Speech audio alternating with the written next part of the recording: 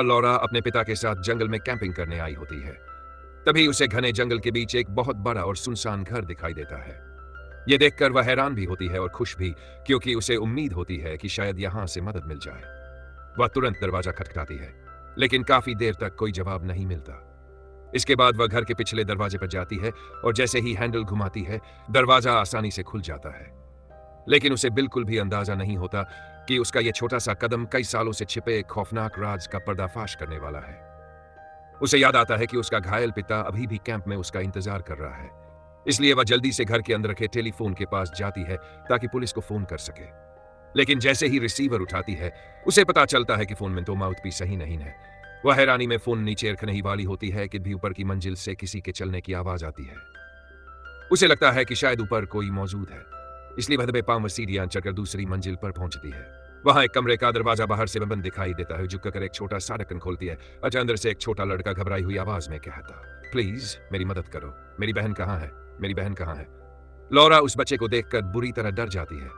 वह तुरंत वहां से निकलना चाहती है, लेकिन तभी नीचे मुख्य दरवाजा खुलने की आवाज आती है।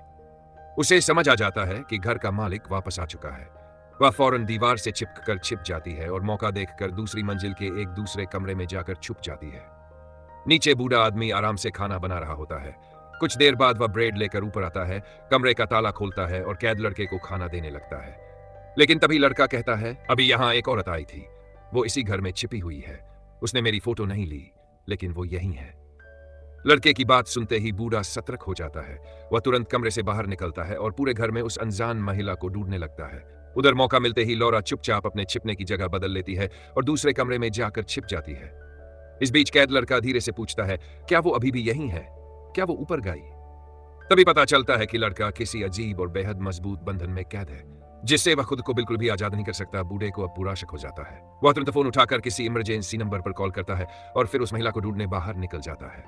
मौका मिलते ही लौरा वहां से भागकर वापस की ओर दौड़ पड़ती है। कुछ ही देर में बूढ़ा भी कैंप तक पहुंच जाता है। वहां उसे लौरा की बेटी रिया मिलती है। वह उससे पूछता है कि क्या उसने किसी मध्यम उम्र की महिला को देखा है। लेकिन तभी लौरा पीछे से दबाव आती है और लकड़ी के मोटे डंडे से बूढ़े के सिर पर जोरदार वार कर देती। बूढ़ा वही बेहोश होकर गिर पड़ता है। रिया अपनी की हरकत देखकर घबरा जाती है और कहती है, माँ आप ये क्या कर रही हो। लौरा जल्दी से कहती है, उसके घर में एक बच्चा कैद है, हमारे पास वक्त नहीं है। हालात की गंभीरता समझकर रिया भी मां का साथ देती है। दोनों मिलकर बूढ़े को रस्सियों से बांध देती है। इसके बाद लौरा बूढ़े की शॉटगन अपनी बेटी को दे हुए हती है कि वह हर हाल में तब तक वह उसकी पिकअप गाड़ी चुरा कर लाती है। वह बूढ़े की जेब से चाबी निकालती है और तेजी से जंगल की तरफ भाग जाती है। उधर घर के अंदर लौरा की वजह से कैद लड़का आजाद हो जाता है, लेकिन अगले ही पल वह अचानक एक महिला पर हमला करके उसे बेहोश कर देता है। जब उसका पिता उसे रोकने की कोशिश करता है तो लड़का गुस्से में उसकी उंगली काट लेता है और नंगे पैर ही जंगल की ओर भाग जाता है। अपने बेटे के भागने से उसकी मां बुरी तरह टूट जाती है और इस पूरी घटना का जिम्मेदार सिर्फ लौरा को मानती है। कुछ देर बाद जब लौरा की आंख खुलती है तो वह खुद को कुर्सी से एकसकर बंधा हुआ पाती है। वह बार बार समझाने की कोशिश करती है कि उसका इरादा के किसान पहुंचाने का नहीं था, लेकिन सामने वाली महिला उसकी एक भी बात सुनने को तैयार नहीं होती। उधर रिया अभी भी कैंप में अपनी मांग का इंतजार कर रही होती है। उसे लगता है कि लौरा किसी भी वक्त गाड़ी लेकर वापस आ जाएगी। लेकिन तभी जंगल से भागा हुआ वही लड़का वहां पहुंचता है और बंधे हुए बूढ़े को घसीटते हुए अपने साथ ले जाने लगता है। डर के मारे बूढ़ा चीखते हुए कहता है, मुझे मत मारो, मेरा दामाद बीमार है। लेकिन लड़का गुस्से से चीखता है, नहीं, तुमने उसे मरवा दिया, कमीने, ये बचाओ। बूढ़ा आदमी लगातार मदद के लिए चिल्लाता रहता है और रिया से उसे बचाने की गुहार लगाता है। लेकिन डरी हुई रिया इतनी सहम चुकी होती है कि वह उसकी मदद करने की हिम्मत ही नहीं जुटा पाती। वह तुरंत कैंपर वैन के अंदर जाकर दरवाजा बंद कर लेती है, क्योंकि उसे डर होता है कि कहीं वह लड़का उस पर भी हमला न कर दे। कुछ ही देर बाद लड़का अपने ही चाचा को पानी में डुबोकर मार देता है। वहीं वैन के अंदर छिपी रिया को लगता है कि अब खटराट लग गया है, लेकिन ही पर लड़का वैन की खिड़की तोड़कर अंदर घुस आता है। रिया डर के मारे तुरंत वैन के छोटे से बाथरूम में जाकर छिप जाती है। थोड़ी देर बाद लड़के का पिता उसे ढूंढते हुए वहां पहुंचता है।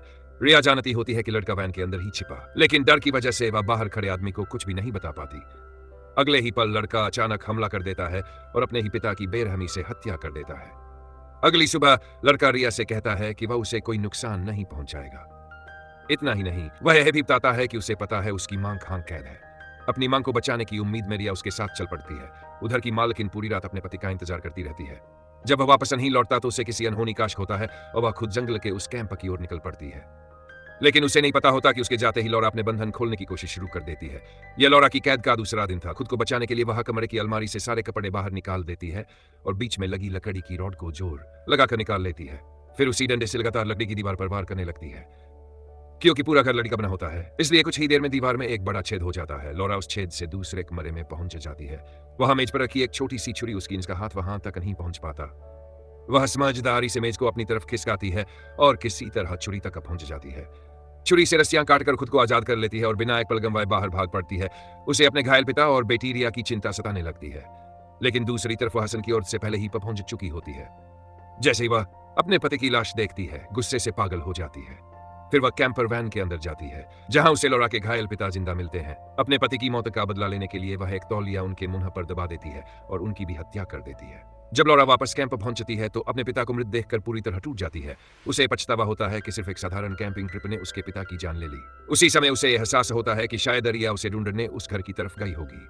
इसलिए वह दर्द में होने के बावजूद फिर से उसी खौफनाक घर की तरफ दौड़ पड़ती है। उधर रिया लड़के के साथ उस कमरे तक पहुंच चुकी होती है जहां उसकी मां कैद थी। लेकिन कमरे में पहुंचकर उसे पता चलता है कि लॉरा वहां से निकल चुकी है। वह भी कुछ समझ ही रही होती है कि लॉरा भी वापस वहां पहुंच जाती है।